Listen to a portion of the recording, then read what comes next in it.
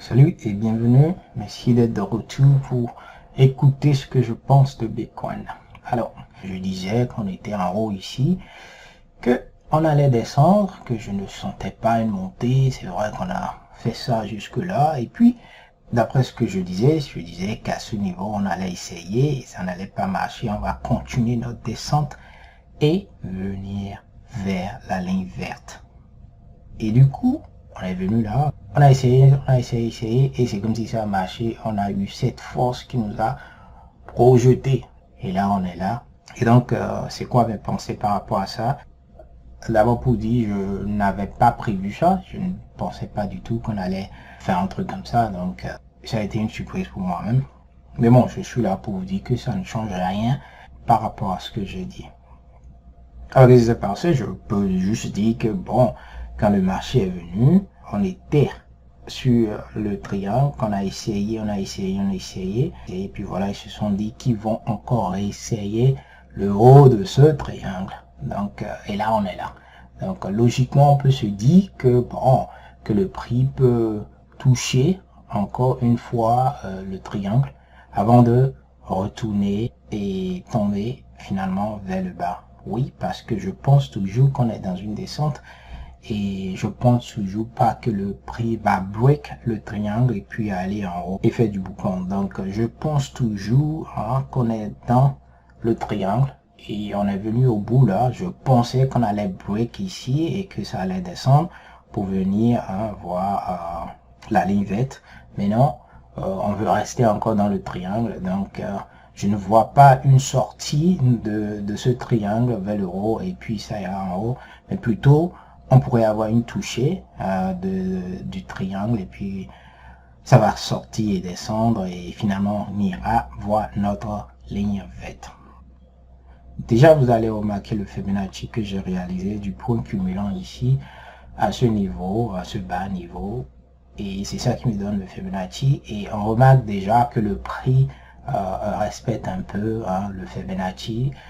Et cette faute a été arrêtée en dessous du niveau 0,78 du niveau du Fibonacci. Maintenant, on vient pour peut-être vérifier le niveau. Et puis voilà, on va pas dépasser là ou même si on veut faire quelque chose, on va le faire rapidement et on aura une réjection de ça.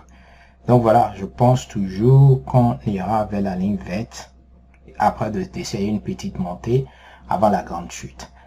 Ce qui change par contre, c'est que quand je disais qu'on allait toucher la ligne verte vers les 33 000, ça pourrait changer maintenant parce que avec cette montée, on ne peut qu'avoir les 33 000 si on tombe rapidement maintenant parce que voilà, là où on pourrait avoir les 33 000 avec une touchée de la ligne verte. Et est-ce que c'est possible? C'est bien possible. Mais si on ne le fait pas rapidement, ça serait pas 33 000, mais des valeurs plus bas que 33 000. Ce qui va me faire entrer dans un trade long, bien sûr, c'est après avoir touché la ligne verte. Et par contre, ce qui va me faire entrer dans un short, c'est quand on est autour de cette ligne, quand on est autour de notre triangle en haut ici, ça peut me faire entrer dans un short parce que je ne pense pas qu'on va rentrer dans une situation où le prix va monter, délirer. Alors voilà ce que je pense par rapport à Bitcoin là, dans une prévision courte. Bon, parce que j'avais pas dit ici, ce sont les bougies de 12 heures. J'utilisais des bougies de 6 heures, mais j'ai compris un peu que la décision est en train de prendre du temps. Donc voilà, comme ça, j'ai augmenté le temps. Et là, ce sont les bougies de 12 heures qu'on a. Alors, mon point de vue dans le long terme, qui est ça, n'a pas changé, qu'on est dans une descente. Et vous allez voir, le prix est venu jusqu'en bas de notre zone orange ici et a réagi automatiquement. Et là, on a touché la ligne bleue. Et rappelez-vous, quand on était là, je disais que bon, on allait tester la ligne bleue. Et la ligne bleue ici, on a dépassé, on a touché la ligne orange. Et rapidement, on nous a rejeté, on nous a dit non. Retour encore en bas de la zone. Et maintenant, on s'est dit, on va essayer la ligne bleue. Donc, voilà des interprétations qui me disent que voilà, on va pas aller plus loin que ça. Même si on va pousser, on peut pousser un peu seulement, un peu seulement et voir l'impossibilité de la chose et après continuer notre descente. La descente, elle est imminente pour moi. Ce n'est pas ces petites montées qui vont me faire changer d'avis. La descente, elle est imminente pour moi. Maintenant, est-ce qu'on va vraiment toucher ici les 12 000 $ comme j'ai dit? Ça reste à attendre et voir.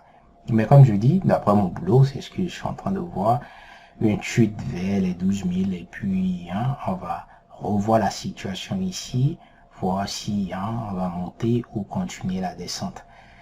Mais avant ici, avant les 12 000, plein de trucs vont se passer. Donc on a beaucoup de choses à vivre sur cette voie avant de parler de ce niveau. Et bref, voilà ce que j'ai pour vous. Oui, le marché a eu une grande montée. Et je vois toujours pas qu'on est dans une grande montée. Ça va finir cette allure bientôt pour retourner vers la ligne verte. Et là, on pourra essayer un petit truc qui peut remonter encore vers ici, je sais pas.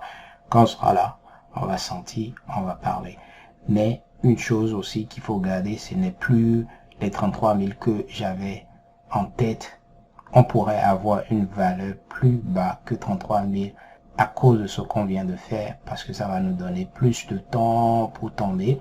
Et en plus aussi, puisque les décisions sont en train de prendre du temps, les trucs vont prendre du temps pour se réaliser. Donc venir ici prendra aussi du temps.